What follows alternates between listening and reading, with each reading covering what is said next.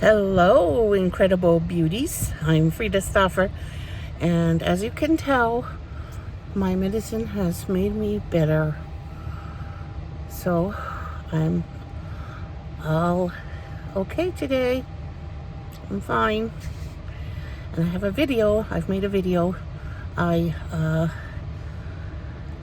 made my famous, delicious energy bites, and I hope you enjoy it.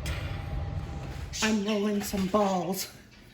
They're energy bites, and the recipe said 1/3 cup honey, but I'm doubling it because my kids like this recipe. They haven't asked for it for a while, but you know, they've forgotten because I haven't made them for so long. So I melted this honey that was crystallized, melted it in the microwave because it was crystallized and stuck in the bottom of the jar. 1 minute in the microwave got it all melted and thin.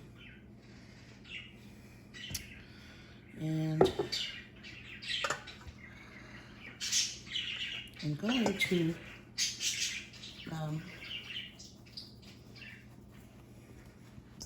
use that jar, and then I'm going to use this pine honey that I haven't used very much of. Just going to use it in there. Make up the difference after I finish the other. And this pine honey is really thick, but it might be crystallizing soon.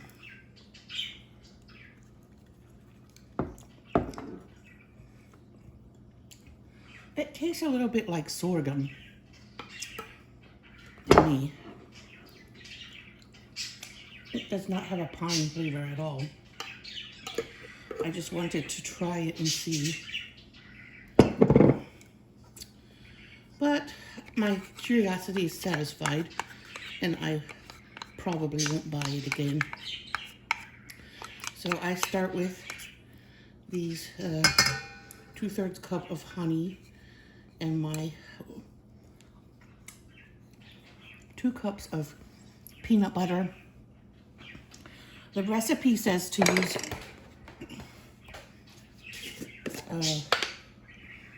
creamy peanut butter, but I'm using crunchy. Now, there's been some discussion about Jif on my channel, and this with the brown labels is does not have any it has only a few ingredients. It's made with peanuts, sugar, palm oil, and contains less than 2% of salt and molasses. It does not contain hydrogenated oil of any kind. At least it's not stated on the label if it is. The one that comes in the jar, that the whole label is red, blue, and green, that one is different. That one has hydrogenated oils in it.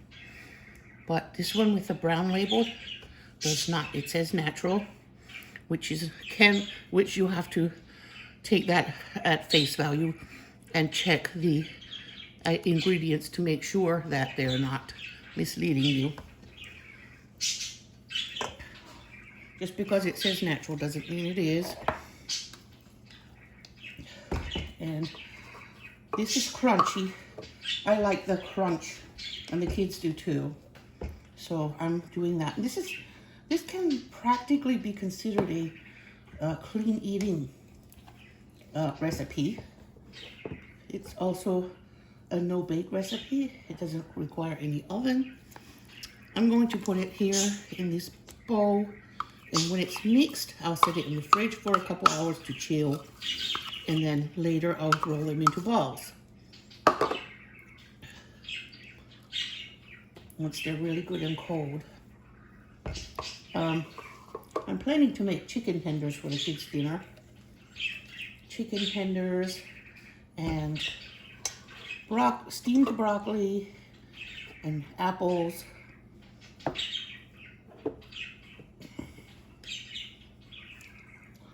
And carrots if they want, carrot sticks. I like cooked carrots, but the kids like them raw. Okay.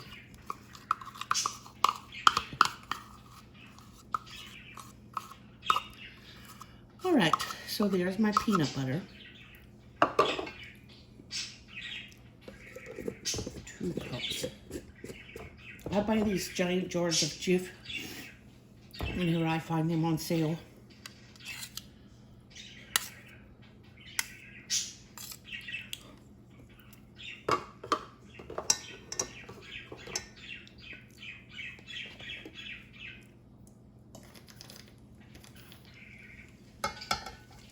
I'm having a cherry flavored Coke Zero while I work, because I don't want too much of this to end up in my mouth while I'm working. So tempting, because this is a delicious recipe. My kids all agree on it. So, and this is a pantry, a very good pantry staple recipe. All the items can be kept in the pantry and be available for you when you're running low on fresh groceries. Like, you just have a few more days left in your month before you replenish with fresh produce and fresh things like cheese and yogurt and stuff. So you have these ingredients in your pantry, and then they're a very nutritious, filling snack for the family when the crunch time comes. The time when you have to find something in the pantry to make. Okay.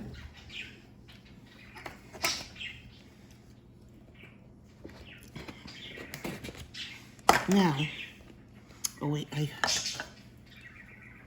I always use this vanilla bean paste. This one I find on Amazon. It's very expensive. It's about $30 a bottle, but it's alcohol free.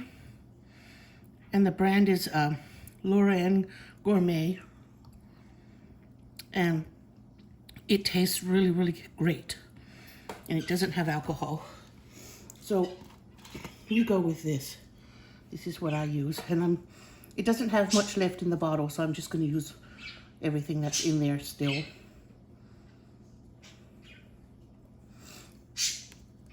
One time I bought vanilla powder and I didn't like that so much.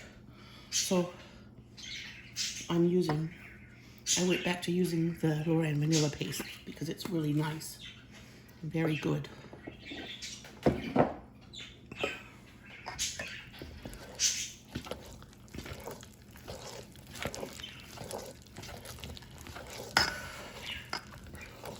All right. Now, you could even use date syrup with this instead of honey if you'd rather. In fact, if I was out of honey, I would definitely use date syrup or date molasses. It would be totally a very good exchange item. And date honey or date molasses, date syrup or date molasses is also a very good pantry item. You can store for a long time.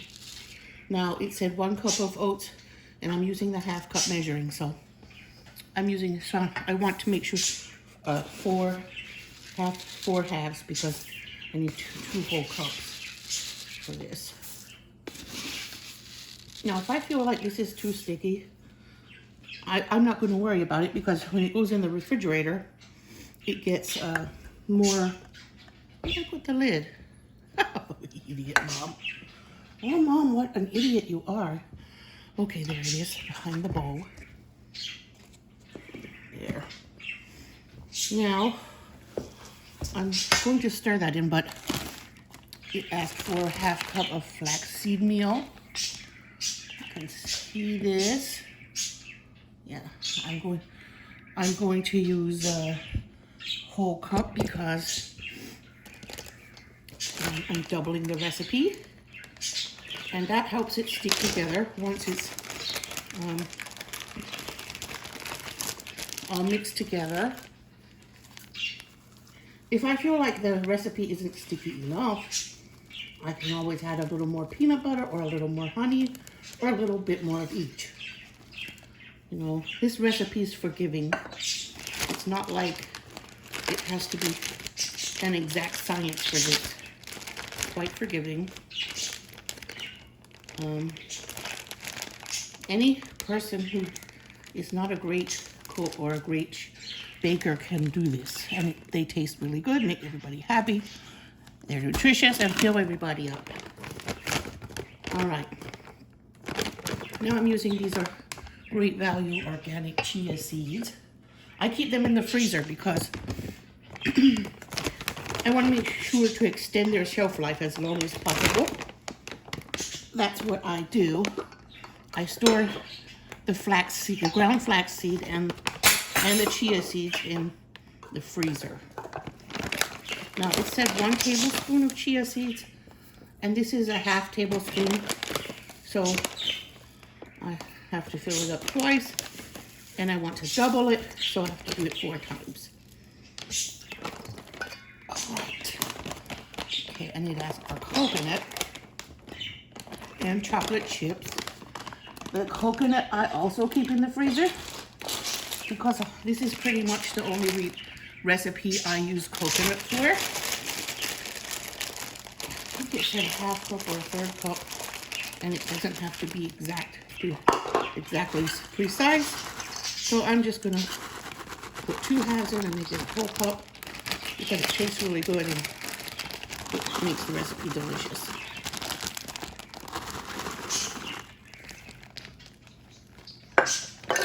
Now, the chocolate chips will go in at the end. I always buy these mini semi-sweet chocolate chips from Aldi. Aldi is my favorite store. I buy most of my things there, what I can find. But now and then I go to Walmart or somewhere and get something like this peanut butter, because the Aldi peanut butter jars are so small and they just don't last long enough for us because we're a large family. We need a lot of peanut butter. It's nutritious and feeds people, and everybody likes it. So, and no one, thank God no one is allergic to it. So, somebody had a peanut allergy, you could totally use almond butter. There's no reason why you couldn't replace that with almond butter.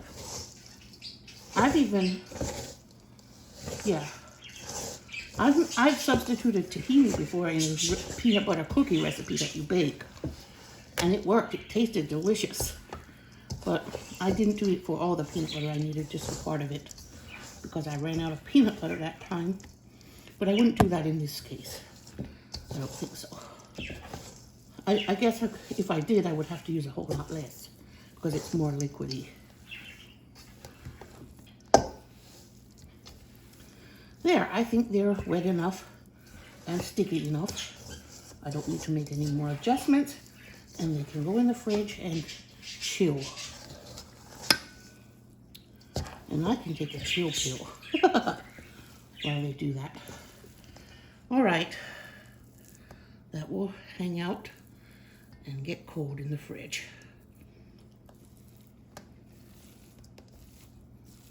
There. It tastes so good. I cannot eat this endlessly because it's calorie rich, and a little ball of it will be very calorie rich, so I'm going to be careful with that. It doesn't take a lot to go a long way when something is this packed with nutrition. I nearly forgot to put the chocolate chips in. Oops. So I'm just gonna eyeball that. Like I said, this recipe is not an exact science. You can play around, and it doesn't matter if it's a little over or a little under. As long as you can form balls, you're doing great. Okay. And then it immediately goes into the fridge to chill.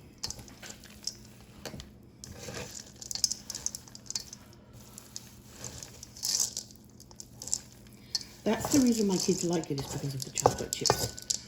And I use the tiny ones because at first when I used the big chocolate chips, they would sit there and take out the big chocolate chips and eat them and leave the rest of the ingredients.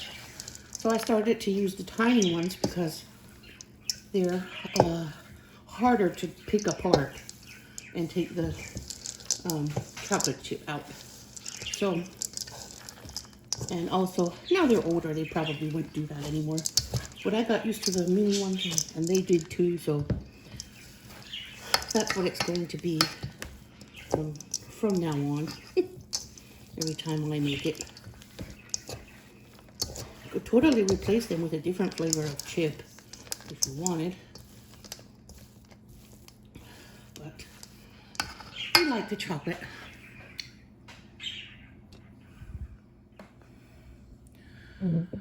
Okay. Going to make balls now. The mixture is stiff, not sticky anymore. It's cold. It's been in the refrigerator for an hour, and now it's ready to make into balls. Okay, and it's easy, real stiff, and it doesn't take much pressure from my hands to turn it into a ball.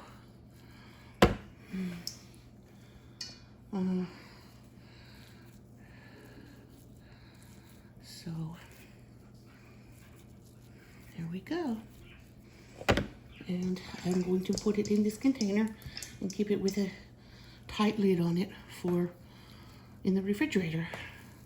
And the kids will just snack whenever they're hungry. And take one or two balls and eat. And I like the crunchy peanut butter because it puts a crunch in there. Now, not everybody will like that. Some people will just like it without any crunch. And that's fine. You can do that however you like.